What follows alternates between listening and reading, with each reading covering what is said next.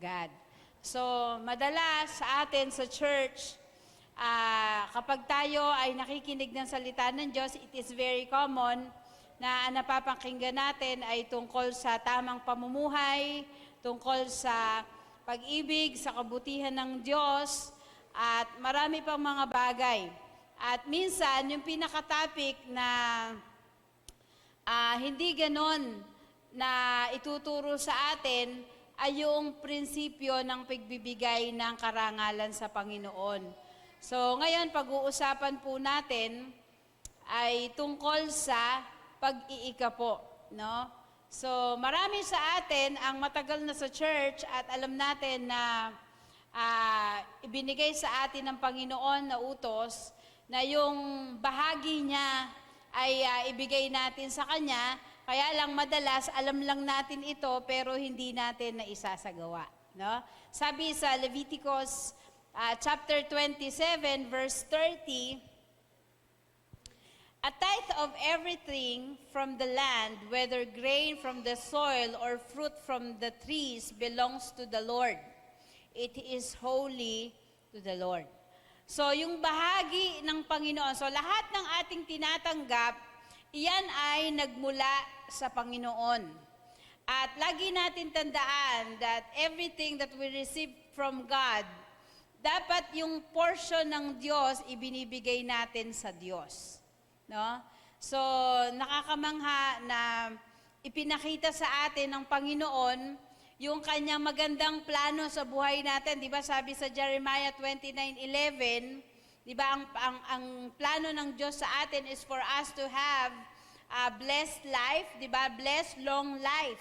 So, merong magandang plano ang Panginoon sa atin when it comes to financial. And madalas, no, ito yung nababypass natin sa buhay natin. Masyado tayong sobrang busy sa pagsasagawa, pagtatrabaho, di ba? But you know, there is a reason kung bakit kailangan nating magtrabaho ng sobra para masustain yung ating pangangailangan. But doon sa ating pagtatrabaho, meron din ibinigay ang Panginoon na paraan para malesen yung ating paghihirap doon sa ating ginagawa. Ito ay nagpasimula pa doon sa storya sa Eden. Sino dito ang nabasa na yung storya nung ni Eva at ni Adan? O baka puro aklat na mga awit yung binabasa nyo? So mas maganda you start doon sa history, no? Kung bakit tayo narito. And that is from the book of Genesis. Di ba? Doon sa book of Genesis, sabi, lahat ng mabubuting bagay, lahat ng pangangailangan ng tao were provided for them by God. No? Sabi doon sa Genesis chapter 2, verse 17, "But you must not eat from the tree." So lahat ibinigay, pero may isa lang. Di ba? Sabi, "But you must not eat from the tree of the knowledge of good and evil, for when you eat from it, you will certainly die." So napaka-liwanag, no? Napaka-clear nung ibinigay ng Panginoon na instruction kay Adan. Sabi niya, pag kumain ka niyan, mamamatay ka. Pero yung sinasabi ditong kamatayan, hindi literally, mawawalan ka ng hininga. But sa Bible, kapag nakat yung relationship, di ba, between man and God, because of sin, you are considered dead. Bakit? Kasi nawalan ka ng connection doon sa source ng buhay. At sino yung source ng ating buhay? Yan ay ang ating Panginoon. So siguro sabihin nyo, bakit ba kasi pinagbawal pa ng Diyos na kainin, di ba, yung puno ng pagkaalam ng mabuti at masama? Bakit kasi inilagay pa yun, di ba, marami tayong mga pilosopo kasi naman si Lord, nilagay pa yun puno dun sa Eden. Ayan tuloy, kinain ni Eva at Adan. So, iisip, kasalanan pa ni Lord, no? We may think it's God's fault kasi He placed that tree in the Garden of Eden, so Adam and Eve ate it. In the first place, kung hindi niya nilagay yun doon, wala silang mapagtitripan na kainin. Pero alam nyo, sabi, ito ay malinaw na ipinakita ng Panginoon na bago pa man mahulog sa kasalanan ng tao, meron siyang bahagi doon sa hardin na ni-reserve para sa kanyang sarili. No? Yun yung kanyang portion doon sa lahat ng ibinigay niya sa atin o sa mga tao doon sa hardin. Palaging may portion ang Panginoon. It's the same thing doon sa mga bagay that we receive from God. God always has a portion. At ang dapat maunawaan natin na yung portion ng Diyos, ito ay sagrado para sa Diyos. What is God is sacred. Kaya alam nyo, hindi talaga natin dapat ito ginagalaw. Kaya ito, nung ibilin kay Adan at Eva, sinabi agad ng Panginoon na mayroong matinding penalty kapag kinain nyo itong punong taway because it is God's portion. No, it's the same thing doon sa lahat ng bagay na tinatanggap natin. The 10th part ay portion ng Panginoon. Sabi nga, sa dinami-dami, di ba? Sa dinami-dami nung mga magaganda, masasarap na bunga na ibinigay, bungang kahoy na ibinigay sa tao doon sa hardin, di ba? Yung mga masasarap na prutas na kinakain natin, na lahat yan meron doon. Bakit ba naman ang pinag-initan pa ay yung sa Diyos? Di ba? Imagine mo, mamimili ka kung halimbawa 100 na puno, may mangga, may langka, may pineapple, mayroong santol, may star apple, at marami pang iba, may ubas, may mansanas, di ba? Mga paborito natin yan eh. May pomelo. Yung pang sa Diyos ang pinag-initan. Nag-iisa na nga.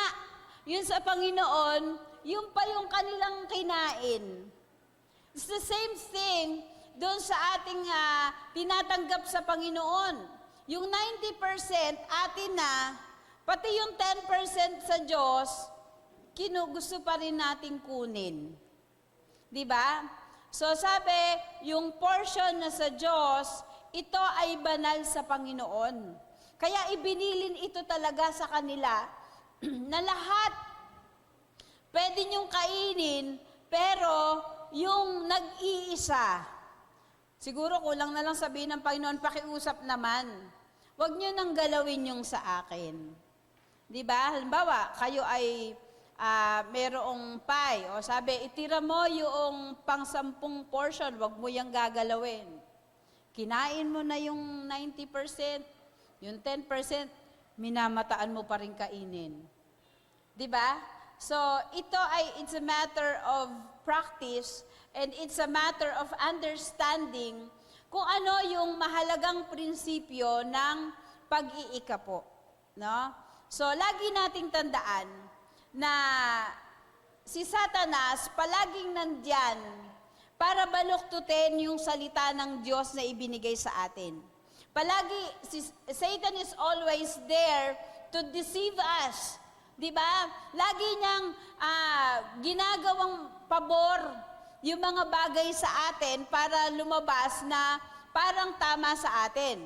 Di ba? Katulad nung kay Eva at Adan, sabi sa Genesis chapter 3 verses 2 to 5, the woman said to the serpent, "We may eat fruit from the trees in the garden, but God did say, you must not eat fruit from the tree that is in the middle of the garden." So, sa bandang east to eh.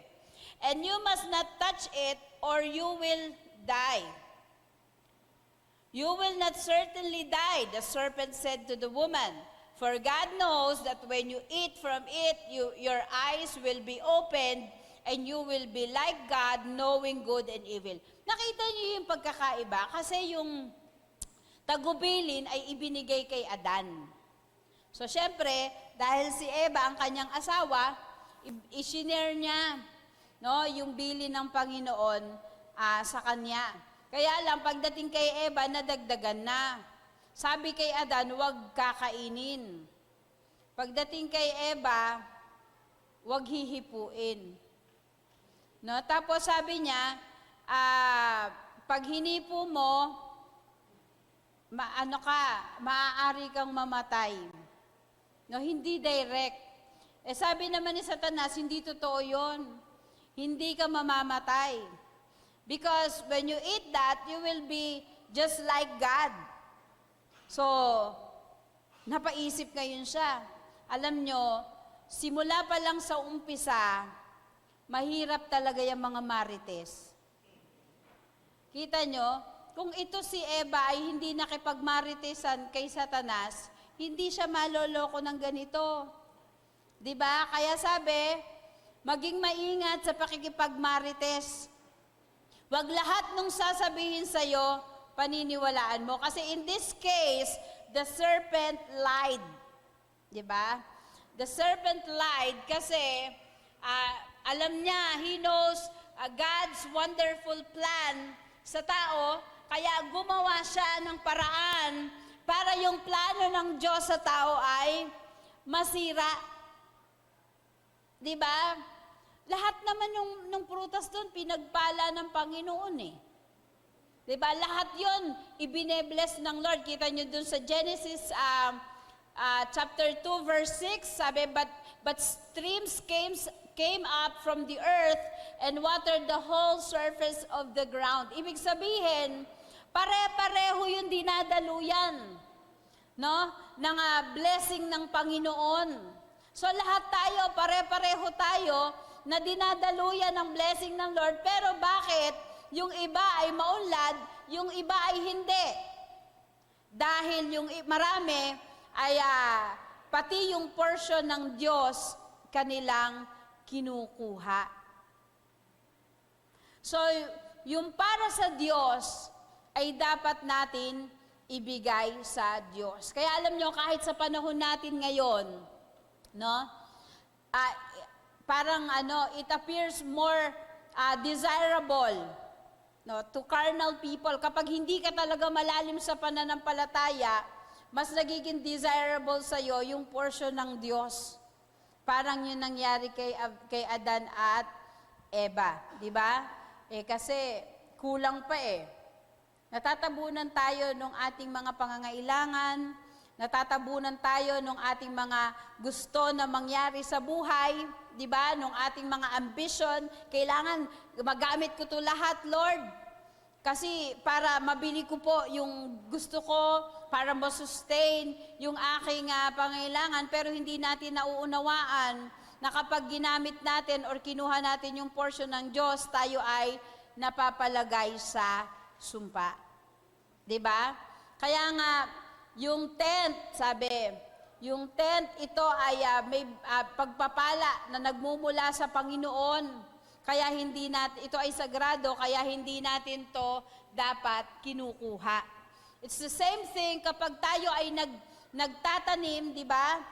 Nagtitira tayo ng binhi for the next,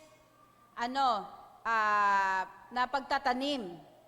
Di ba? Para meron tayong maaani. Kasi minsan, pag ikaw ay magsasaka, ang lolo ko kasi ay magsasaka eh. Kaya siya pag yung harvest time, he separate a portion of his harvest, no, para meron siyang itatanim sa susunod na pagtatanim. Kasi kung hindi siya magse-separate, wala na siyang itatanim. Diba? So, pag wala kang tinanim, wala kang aanihin. It's the same thing sa buhay natin, di ba? Gusto natin, withdraw lang ng withdraw. Hingi lang tayo ng hingi sa Lord, pero hindi tayo nagbibigay sa Panginoon. Sa bangko, pag ikaw ay nagdeposito, may mawi-withdraw ka. Di ba? Sino dito yung nakakapag-withdraw sa bangko nang walang dinideposit? Yun daw nag-withdraw sa bangko without depositing anything is, ano? A robber. Di ba? Bakit ka mag-withdraw? Wala ka naman din-deposit. So, ikaw ay hold-upper. Ino-hold up mo yung bangko kasi kumukuha ka ng pera na wala ka namang i-deposit.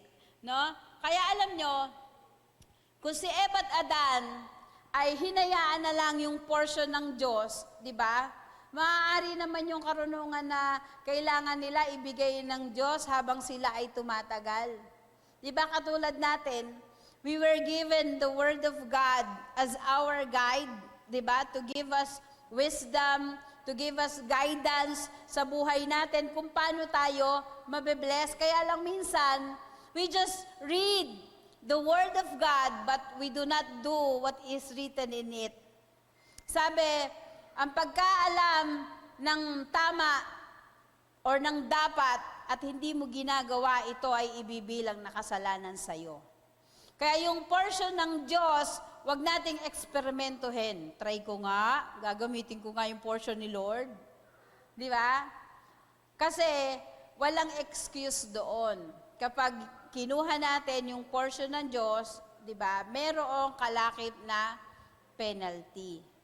No? Kaya si Eva at Adan, when they disobeyed God's command, nagsimula na yung pagkaputol ng connection ng tao sa Diyos. Kaya nangyari, yung sinabi sa salita ng Diyos, sa araw na inyong kanin ang punong ito, you will surely die. Pag sinabing, you will surely die, there is a separation between us and God. Kaya naging mahirap ang buhay. A life without God is the worst life that you could ever have. Kasi nakakat pati yung blessing ng Panginoon. Ito yung, kung gusto mo yung buhay na malayo sa Diyos, maaari maging masaya ka, pero panandalian lang yan. But a life that is connected to God is a blessed life, and you will experience God's peace, you will experience God's joy that the world cannot give. Tanging sa Panginoon lang, you may be happy for just a moment, pero hindi yan mananatili. Pero kapag tayo ay connected sa Panginoon, when we know that we are following God, what God wants us to do, magkakaroon tayo ng mapayapang buhay. Kasi alam natin, we are in good hands. Diba? Kapag tayo ay connected sa Panginoon, we are in good hands. Kaya nung si Eva at Adan, when they fall into sin, sabi, God cursed the very fruits of the land, of the field. Kaya ngayon, we need to work hard, di ba, para kumita ng pera. Kaya lang iniisip natin, kaya tayo kumikita, it's because of our hard work. Hindi na natin ikinukonsider ang Panginoon. Pero sabi ng salita ng Diyos, lahat, everything na meron tayo, it all comes from God. Di ba? So yun nangyayari sa atin, yan ay sumpa ng pagkakamali pa ni Eva at Adan.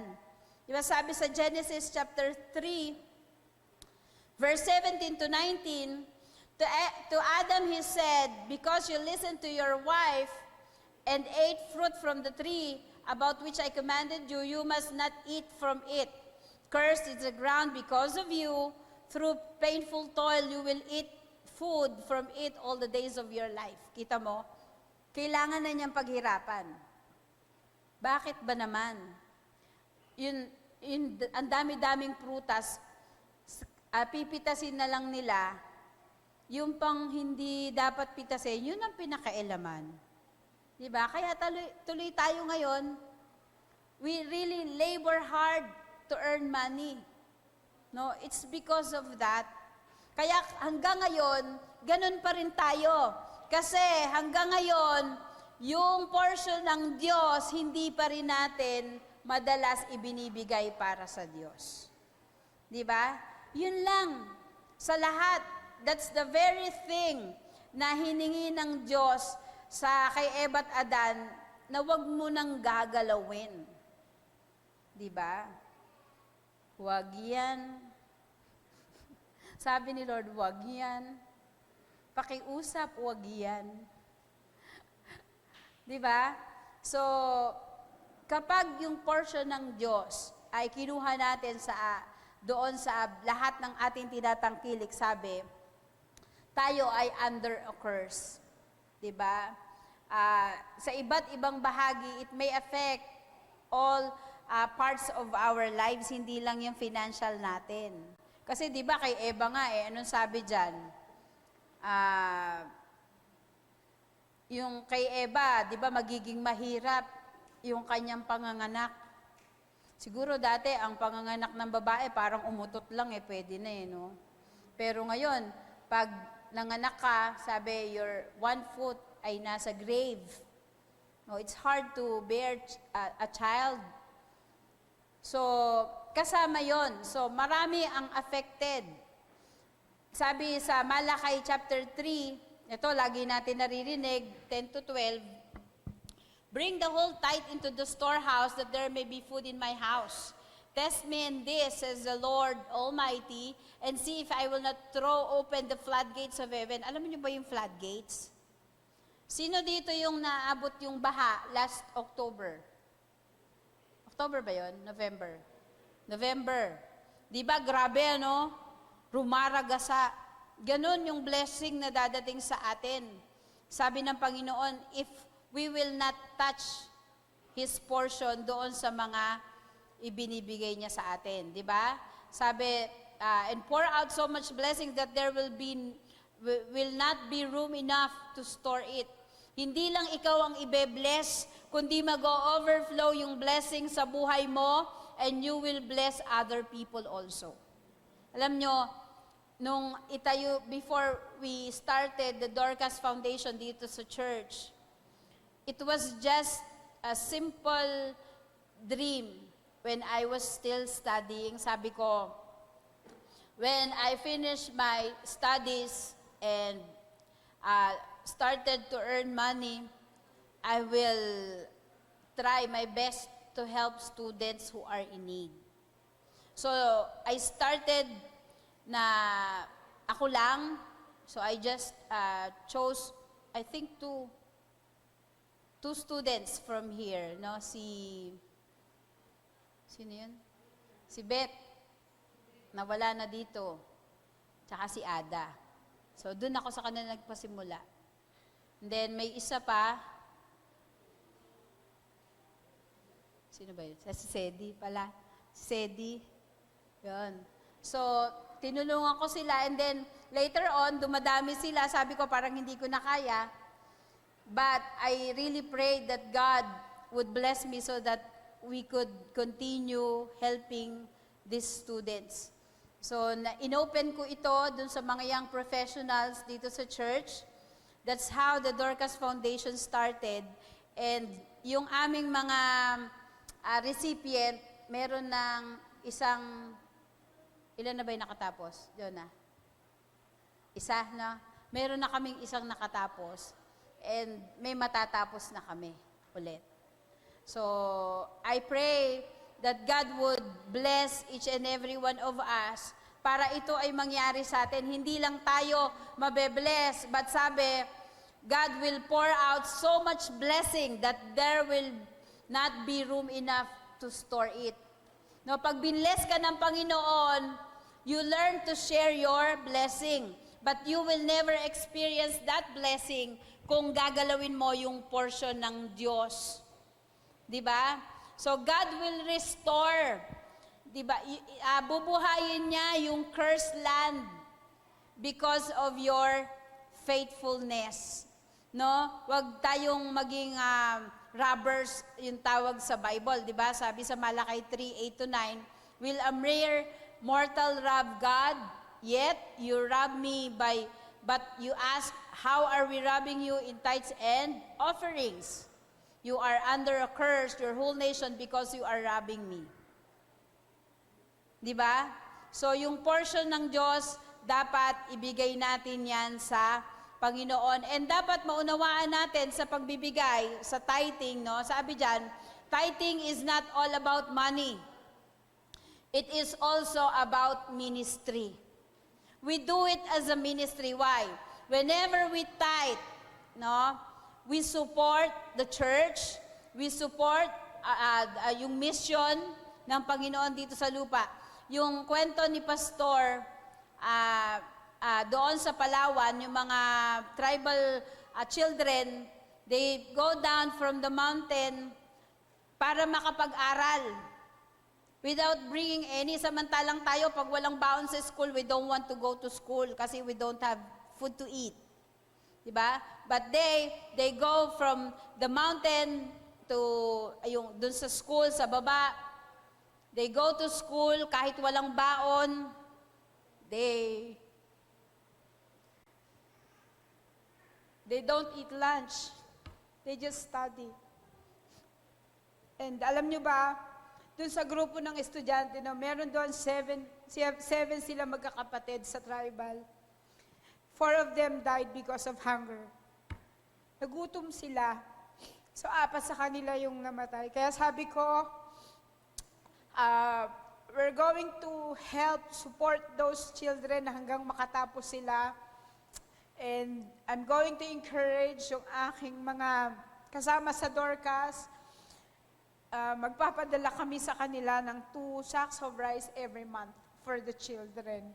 So we hope that through this, we could help them to have a good future and for them to know the Lord sa buhay nila.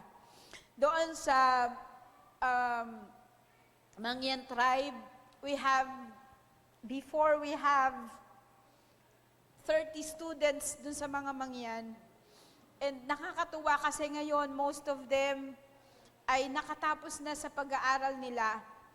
And they are now working and supporting their family. Kita nyo, susuklian ng Panginoon yung katapatan natin. If we want to truly be a blessing to people and experience the outpouring of God's blessing sa buhay natin, let us make giving our ministry sa gawain ng Panginoon. Hindi lang just because we wanted God to bless us, but we want to bless people. Kasi ang totoo niyan, without money, the ministry suffers. How can we help those who are in mission? Diba? And also our church. Kung hindi tayo magbibigay sa ating church, wala tayong kuryente. Okay lang ba sa inyo? Wala tayong ventilador, wala tayong aircon, tapos wala tayong ilaw, wala tayong microphone. Diba? We have all these things because many have been faithful in giving. So make giving your ministry. No, panghawakan nyo yung pangako ng Panginoon sa buhay mo na if you are going to be faithful, if you would truly give God's portion in your life, He will pour out His blessing to you na wala kang sisidlang kalalagyan. Diba? Anong purpose nun? So that hindi ka lang maging blessing sa buhay mo, kundi maging blessing ka rin sa ibang tao. If you are to dream big for yourself, para kumita ka ng malaki, don't just do it for yourself, but also do it as a ministry, as part of your ministry to the church, na marami tayong masuportahan. Alam nyo, mas privileged tayo. Kasi madali tayo ditong kumita ng pera. Yung mga nasa bundok, hindi ganun kadali. Sayang lang kasi, yung mga young people natin ngayon, hindi nyo na na-experience yung na-experience namin before that we really travel from different places para for us to do mission. At least nakikita nyo na sobrang privileged pa tayo. Sabi ko nga sa inyo, yung sa Palawan, nung pumunta kami doon, talagang hindi ako tumagal kasi hindi ko magamit yung CR nila. Yung CR kasi nila, kalahati nakalubog sa lupa.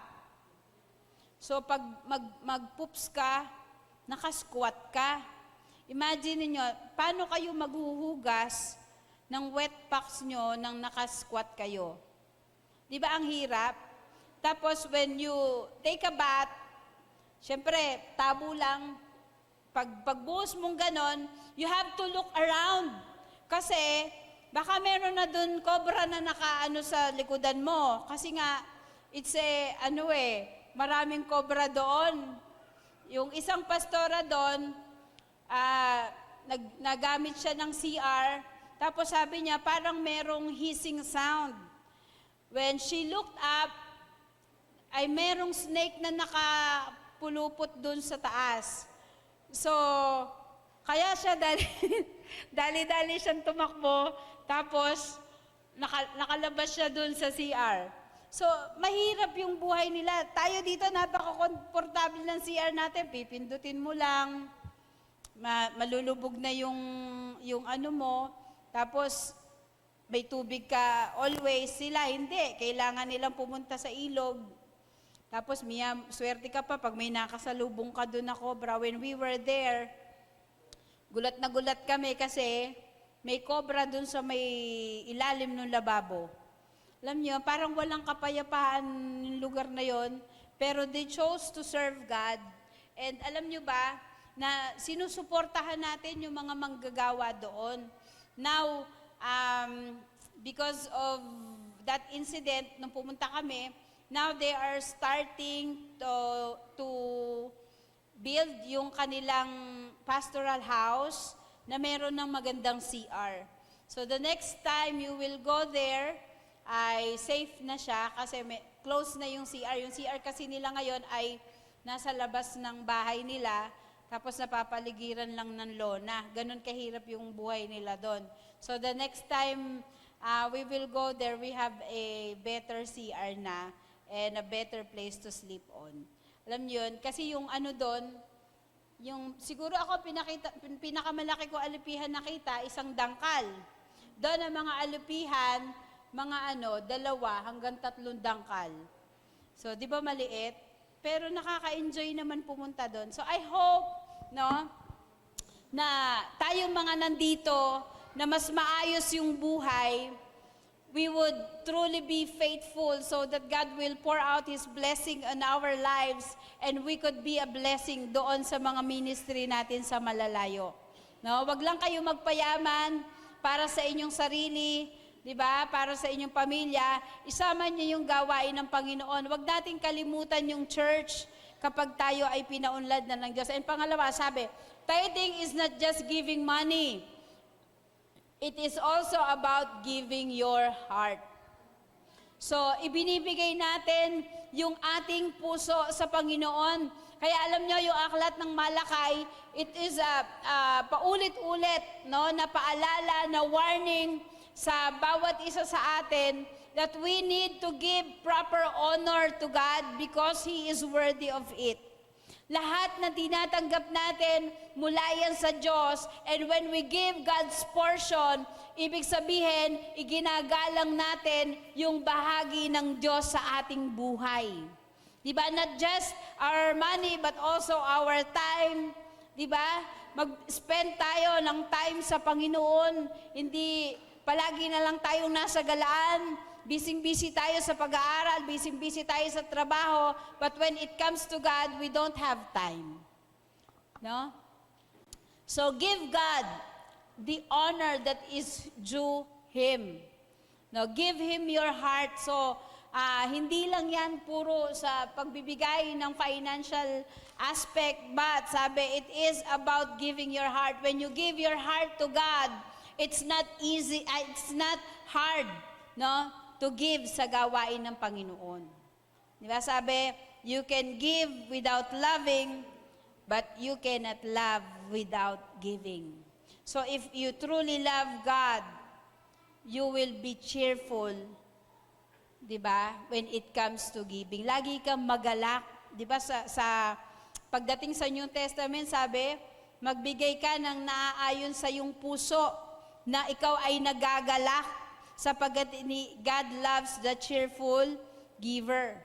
Diba sabi nung iba, ate, wala naman sinabi doon na 10%. Sabi, yung yung nagagalak, nagmumula sa puso. Diba, yung may magalak na puso. Naalala ko, diba tayo, pag yung natuwa tayo sa service, ng waiter, sa restaurant, nagbibigay tayo ng malaking tip, kasi natuwa tayo. So, ibig sabihin, kapag ikaw ay masaya, you give more. Di ba? You give more. Yung taong masaya, mas lalong mapagbigay yan. Tignan nyo nga yung katabi nyo, mukha ba silang masaya? Do they look happy? So, sabi, mapagbigay na tao is a cheerful person. No? It is better, kaya lumabas yung kasabihan that it is better to give than to receive. Because giving brings joy sa puso ng bawat isa sa atin. So, hindi dapat natin niyang kalimutan that when we give God, di ba, we are giving Him the honor, no, that is due Him. Okay? So ngayon, pangatlo, sabi dyan, tithing is not just about sacrifice, but also releasing blessing. Diba? Sabi dun sa binasa natin, subukan natin ang Lord. No?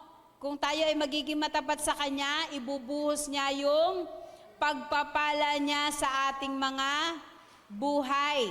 So sabi, hindi tayo pumupunta sa church para pumunta sa langit, pero ang pagpunta sa church ay gawain ng mga tagalangit.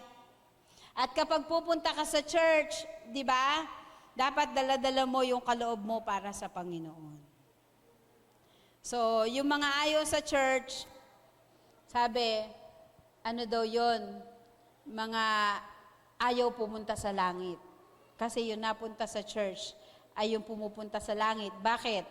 Ay yung mga tagalangit. Bakit? Kasi dito sa loob ng church, tayo ay tinuturuan, ginagabayan ng salita ng Panginoon. So lahat ng meron tayo, lahat ng tinatanggap natin, kahit tayo ang nagtatrabaho niyan, we have to work kasi part yan ng sumpa, no, dahil sa kasalanan. But, merong blessing na nakalakip kapag ibinigay natin yung portion ng Diyos. Kapag pinarangalan natin ng Panginoon sa buhay natin, no, kung yung curse ay yung ating disobedience may penalty, yung pagsunod, meron din yung blessing. No, lagi nating tandaan. So, hindi natin pwede angkinin kung tayo ang nagtrabaho, sa atin na yan. Sabi dun sa aklat ni Job, sino dito yung nakaalam yung istorya ni Job? Di ba, pinagpala siya ng Lord, pero he was tested. Lahat nung tinanggap niya, inalis sa kanya. Anong sabi ni Satanas sa Panginoon? He serves you because you're giving him everything he has. Sabi niya, pinaglilingkuran ka niya kasi ibinibigay mo sa kanya yung lahat ng meron siya. Imagine niyo yun. Si Satanas alam niya na yung lahat ng meron si Job, yung blessings, yung kayamanan, yung magandang family, alam ni Satanas na galing sa Diyos. Tayo, ang tanong, alam ba natin na lahat ng bagay na meron tayo ay galing sa Diyos? So, anumang bagay na meron tayo, sabi, hayaan natin na yan ay magbigay ng karangalan sa Panginoon. Give to God what is due to God. Yung portion ng Diyos, huwag natin kunin para maranasan natin yung outpouring ng blessing ng Panginoon sa buhay natin so that we will not only be a blessing sa ating sarili, but we will also be a blessing to many people. Bakit tayo kailangan maging blessing sa maraming tao? It is to give honor to God, to show the world that the God we serve is a good God.